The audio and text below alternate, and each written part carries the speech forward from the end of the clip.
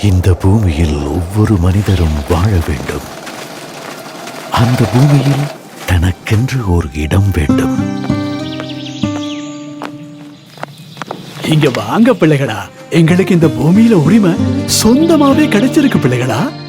உரித்தற்ற காணி மற்றும் தொடர்மாடிவாசிகள் 20 லட்சம் பேருக்கு சொந்தமாய உறுதி பத்திரங்கள்.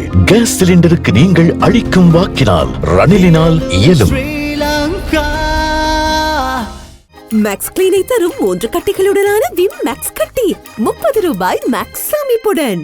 அனைத்து விதமான பிரச்சனைகளுக்கும் 11 நாட்களில் தீர்வு காண ஸ்ரீ மாரியம்மன் ஜோதிட நிலையம். தொடர்புகளுக்கு 0091 990 816 585 6.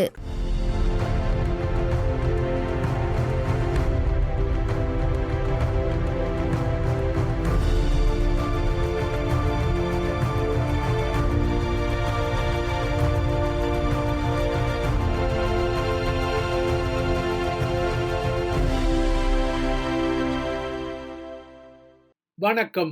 இது ஐபிசி தமிழின் செய்தி வீச்சு. இன்றைய செய்தி வீச்சில் இலங்கையின் தேர்தல் நிலவரங்கள் முன்னிலையாக வருகின்றன.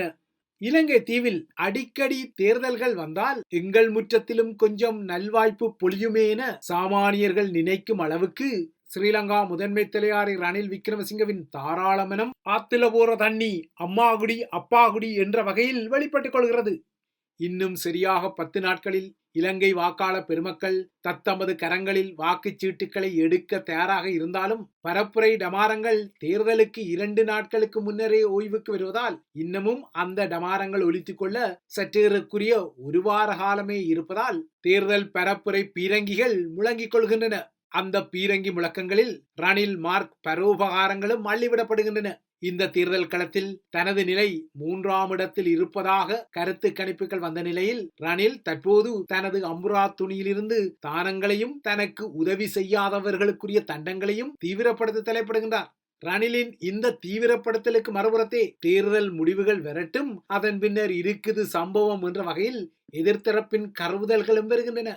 அந்த வகையில் தான் இந்த தேர்தலில் வெற்றி பெற்றால் உடனடியாகவே நாடாளுமன்றம் கலைக்கப்படும், தற்போது நாடாளுமன்றத்தில் இருக்கும் சகல மோசடியாளர்களும் உடனடியாகவே வீட்டுக்கு அனுப்பப்படுவார்கள் என அனுரகுமார திசாநாயக்காவின் கருவுதல் வெளிப்பட்டுள்ளது. எதிர்வரும் 21ஆம் தேதி தேசிய மக்கள் சக்தியிடம் நாடு ஒப்படைக்கப்பட்டதும் சம்பவங்கள் ஒவ்வொன்றாக ஆரம்பிக்கப்படும் எனவும் அனுரகுமார குறிப்பிடுகிறார். குறிப்பாக 22ஆம் தேதி தேர்தல் முடிவுகள் வெளியானதும் 1 மணி நேரத்தை கூட வீணாக்க மாட்டோம் என சிங்கள மகா ஜனதாவுக்கு உறுதியை அளித்த அனுரகுமார திசாநாயக்கா உடனடியாக தான் அரசு தலைவராக அன்றே சத்திய பிரமாணம் செய்து கொள்ளப் போவதாகவும் அவ்வாறாக சத்திய பிரமாணம் செய்து கொண்டவுடன் உடனடியாக நாடாளுமன்றத்தை கலைத்து ரணிலுக்கு சம்பவம் செய்ய போவதாகவும் அவரது கோபம் கொப்பளிக்கிறது. தற்போது நாடாளுமன்றத்தில் உள்ள திருடர்கள், குற்றவாளிகள், மோசடிக்காரர்கள் மேலதிகமாக ஒரு நாள் கூட அந்த அரங்கில் அங்கம் வகிப்பதை தாங்கள் அனுமதிக்க போவதில்லை என்பது ஜேவிபி உள்ளுடன் கொண்ட தேசிய மக்கள் சக்தியின் சூளுரையாக வந்தது. அத்துடன் நாடாளுமன்ற உறுப்பினர்களின் ஓய்வூதியத்தை மீளெடுப்பதும் தற்போது அமைச்சு பொறுப்புகளில் உள்ளவர்களின் அரச வதிவிடங்களை பறிப்பதும் தமது அமைச்சரவையின் முதல் நகர்வு எனவும் அனுரகுமாரவின் சூளுரை நீட்சியுற்றது. அனுரகுமாரவின் சூளுரை இவ்வாறு வெளிப்பட இதற்கு மறுபுறமாக ரணில் மார்க்கின் பரோபகாரங்கள் வெளிப்படுத்தப்படுகின்றன. அந்த வகையில் நேற்று முதல் பால்மாவின் விலை குறைக்கப்பட்டுள்ளது. அதேபோல மலையக மக்களின் வாக்குகளை பெற்றுக்கொள்ளும் வகையில் பெருந்தோட்ட தொழிலாளர்களுக்கு நேற்று முதல் தினசரி 1350 ரூபாய் அடிப்படை வேதனம் என்ற செய்தியும் கூறப்பட்டுள்ளது. இதற்கும் அப்பால் பல்கலைக்கழக மாணவர்களுக்கான மகாபல புலமை பரிசில் கொடுப்பனவும் அவர்களுக்குரிய உதவித்தொகையும் அதிகரிக்கப்படும் எனவும் ரணிலின் அமைச்சரவை பச்சை கொடியொன்றை காட்டியது. ரணில் தரப்பின் இந்த தேர்தல் பரோபகார நகர்வுகள் அனைத்துமே நேற்றைய ஒரே நாளில் வெளிப்பட்டன. மறுபுறத்தே இந்த தேர்தல் களத்தில் தனக்கு உதவி செய்ய மறுக்கும் இராஜாங்க அமைச்சர்களுக்கும் அவர் தண்டங்களை விதித்து அதிரடியாக அவர்களிடமிருந்து பொறுப்புகளை கடாசி வருகிறார். அந்த வகையில் நேற்று கடாசப்பட்ட 5 இராஜாங்க அமைச்சர்களுடன் சேர்த்து கடந்த ஒரு வாரத்தில் மட்டும் 9 இராஜாங்க அமைச்சர்களின் பதவி ரணிலால் கடாசப்பட்டுள்ளது. நிறைவேற்று அதிகாரம் தனக்கு வழங்கும் தண்டக்கோலின் அடிப்படையில் தனக்கு உதவி செய்ய மறுத்த இராஜாங்க அமைச்சர்களின் பொறுப்புகளை ரணில் பறித்திருக்கின்றார். இவ்வாறாக பொறுப்பு பறிக்கப்பட்ட முகங்களும் இந்த மடம் இல்லாவிட்டால் சந்தை மடம் என்ற வகையில் அடுத்த அணிக்கு தாவிவிட்டன. அதாவது இதுவரை ரணிலின் அதிகாரம் அடியில் இருந்த இந்த நவ முகங்களும் தற்போது நாமல் எனவும் சஜித் எனவும் இந்த மடம் இல்லாவிட்டால் அந்த மடம் என பறந்துவிட்டன. இதில் திரையில் மட்டுமல்ல அரசியலிலும் தனக்கு நன்றாக நடிக்க தெரியும் என காட்டிய நடிகை கீதா குமாரசிங்க தற்போது சஜித் பிரேமதாசாவுடன் இணைந்து விட்டார். இவ்வாறாக தான தண்டங்களை வெளிப்படுத்தும் ரணில் பரப்புரை மேடைகளில் சாம பேதங்களை சமகாலத்தில் எடுத்து விடுகிறார். அந்த வகையில் சஜித் பிரேமதாசா அல்லது அனுரகுமார திசாநாயக்காவின் அரசியல் எதிர்காலத்துக்காக அல்லாமல் தமிழ் மக்கள் தமக்கும் தமது சந்ததியின் எதிர்காலத்தை நினைத்து 21ஆம் தேதி வாக்களிக்க வேண்டும் என ரணில் நேற்று கிளிநொச்சியில் கதை சொன்னார். நாட்டின் பொருளாதார வீழ்ச்சியால் மக்கள் பட்ட துன்பத்தை போக்க சஜித்தோ அல்லது அனுரவோ முன்வரவில்லை எனவும் மாறாக நாட்டை சீர்குலைக்கவே அவர்கள் முயன்றதான பழைய பல்லவியையும் அவர் கிளிநொச்சியில் ஒப்புவித்தார். கிளிநொச்சியை இலங்கையின் மிகச்சிறந்த விவசாய மையமாக மாற்றப் போவதாக குறிப்பிட்ட ரணில் பரந்தன், காங்கேசந்துறை, மாங்குளம் ஆகிய இடங்களில் புதிய முதலீட்டு வலயங்கள் வெறும் எனவும் கிளிநொச்சியில் ஆசை காட்டினார். அத்துடன் பெரியனரான இந்தியா விரும்பிக் கொள்வது போல இலங்கையில் சூரிய சக்தி மூலம் அபரிமிதமான மின்சாரத்தை உற்பத்தி செய்து அதனை பெரியனருக்கே விற்பனை செய்ய போவதாகவும் அவர் அங்கு குறிப்பிட்டார்.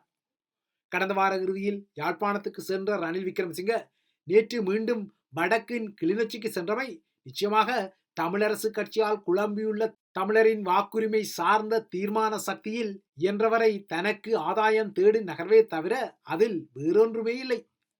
ரணிலை பொறுத்தவரை என்னதான் சூமோ அணி சஜித்துக்கு வாக்கு போடுங்கள் என தமிழ் மக்களிடம் கோரிக்கைகளை விடுத்துக் கொண்டாலும் தேர்தல் விஞ்ஞாபனங்களை ஆய்வு செய்து எதிர்வரும் 15ஆம் தேதி தமிழரசு கட்சி அறிக்கை ஒன்றை வெளியிட உள்ளதாக கட்சியின் தலைவர் மாவை சேனாதிராஜா நேற்றும் கதை சொல்லிக் கொண்டாலும் தனக்கும் வடக்கில் முக்கியமான வாக்கு அவிர்ப்பாகம் கிட்டும் என நம்பி கையுடன் ரணில் நிற்கிறார்.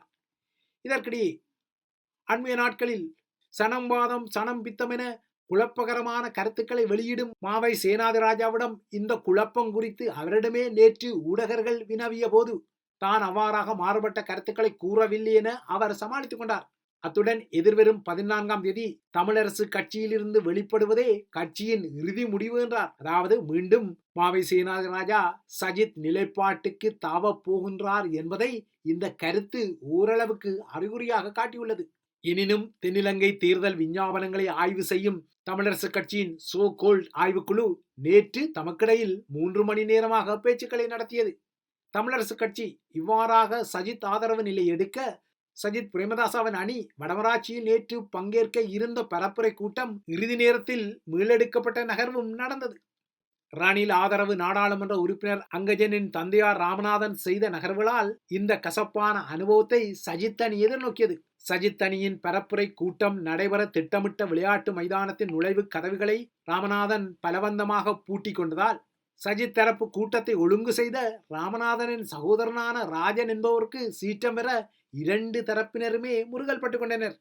அதாவது சஜித் பிரேமதாசாவுக்கு காவடி தூக்குவதா இல்லையா என்பதில் ஒரு குடும்ப சண்டையே நெல்லியடி மைதானத்தை மையப்படுத்தி நேற்று நடந்தது.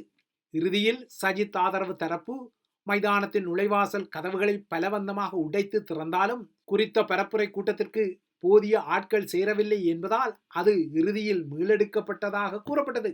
நேற்று வடமராட்சியில் வெளிப்பட்ட இந்த கூத்து தென்னிலங்கை வேட்பாளர்களுக்காக தமிழர் தரப்பு என்னதான் காவடிகளை தூக்கி கொண்டாலும் அந்த காவடி தூக்குதல் நகர்வுகளில் அவ்வாறான காவடி தூக்கு நகர்வுகளில் பிளவு நிலை தொடர்கின்றது என்பதை மீண்டும் ஒருமுறை பகிரங்கப்படுத்தியுள்ளது. இவைதான் ஐபிசி தமிழின் செய்தி வீச்சு. தொடர்ந்தும் ஐபிசி தமிழுடன் இணைந்திருங்கள்.